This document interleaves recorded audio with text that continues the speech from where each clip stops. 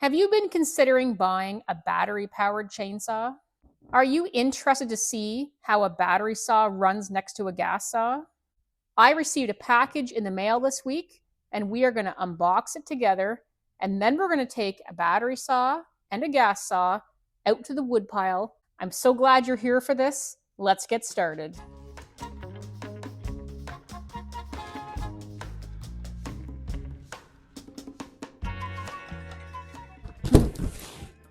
There we go.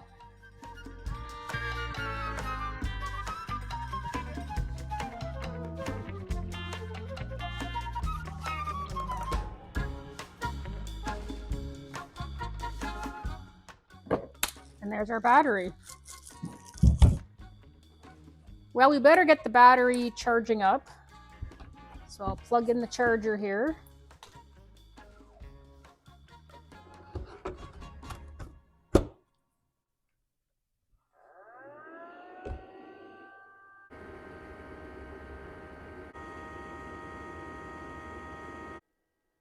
We got a manual for the charger, a manual for the battery, and a manual for the tool. So if you get one of these saws, I recommend you read through all of your manuals. There's lots of good information in here. This is the EGO 56-volt commercial 20-inch chainsaw. And there is the model number. Our battery is almost fully charged. So let's go ahead and put the bar and chain on this EGO and get it all ready to go. Today we are going to run this saw up against a Stihl MS362. This is a professional 60cc chainsaw. This EGO is supposed to be equivalent to a 60cc chainsaw. So we'll get these saws ready and we'll head out to the woodpile. Come in closer and we'll put the bar and chain on this. Here's our 20-inch bar, chain to match.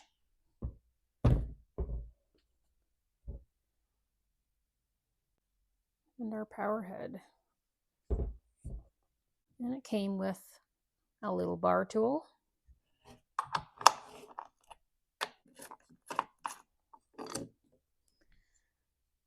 And we have captive bar nuts.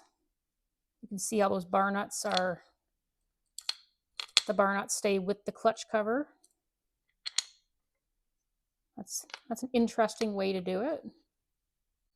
There's your chain catcher. 325 8-tooth sprocket.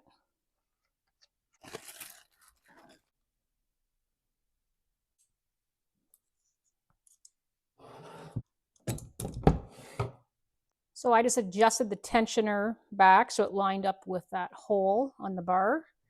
So the bar is mounted, the chain is on the correct way.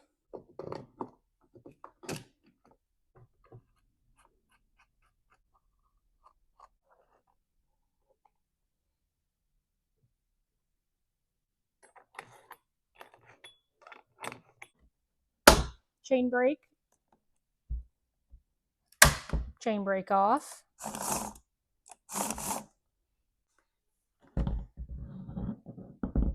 Let's put some bar oil in this. You don't want to forget that.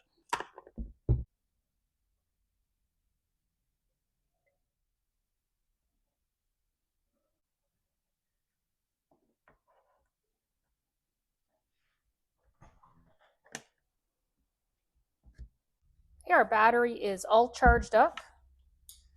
It took about an hour to charge this thing fully up. They are shipped partially charged, and it's recommended you fully charge it before first use. So we push that button, it shows us we're fully charged and ready to go. There are different batteries. This one is the 56-volt, 8-amp-hour model BA4480T. Okay,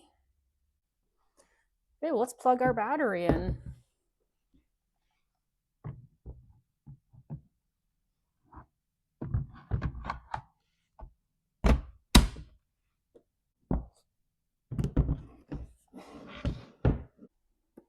Just peel this little sticker off the screen here. So this chainsaw has a headlight, There's the button for it right there with two different settings, high beam and low beam.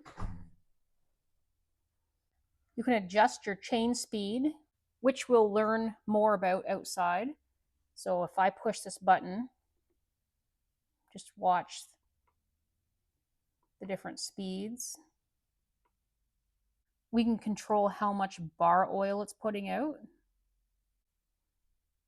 Let's turn our headlights off. So right now I have the brake set, which is what that little indicator by the tip of my finger means. So if I unset the brake, there you go. Brake off, brake on. This little graph here will tell you how much load the engine is experiencing, low to high. Well, I'll grab this. I'll grab the 362 and I'll meet you out in the woodpile. See you out there.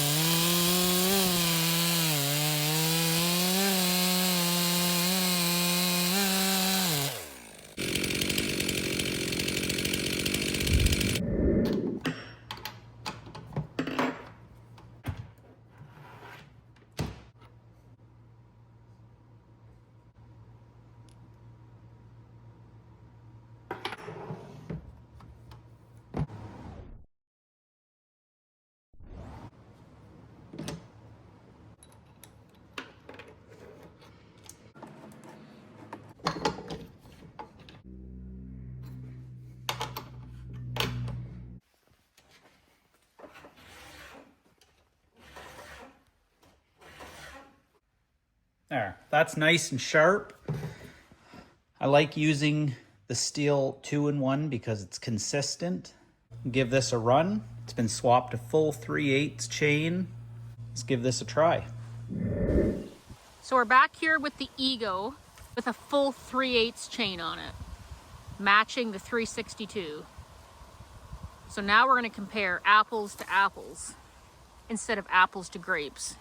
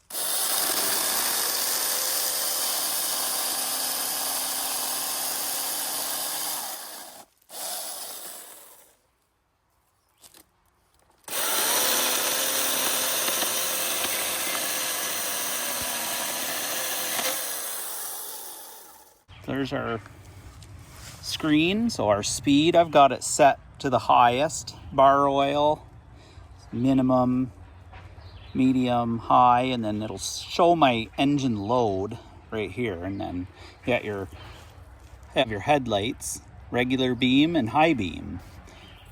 We'll wait for nighttime for that. Is that in case the saw meets another saw on the road? Yep. In case you were cutting 2 electric saws meeting each other, Give them the high beams? then you know there's someone else out there.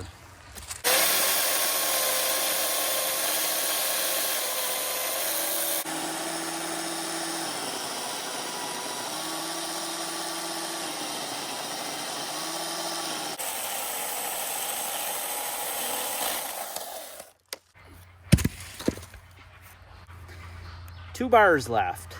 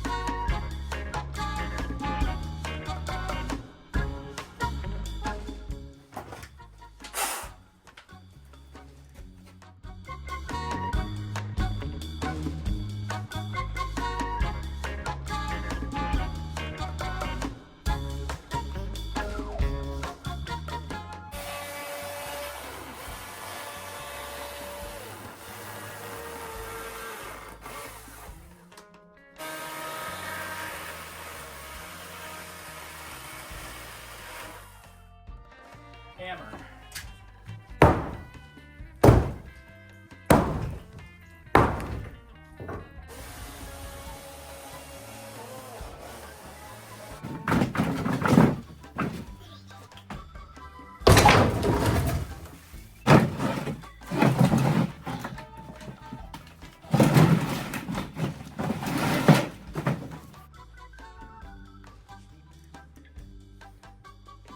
Well, Tyler, would you sell your big gas saw and replace it with this EGO?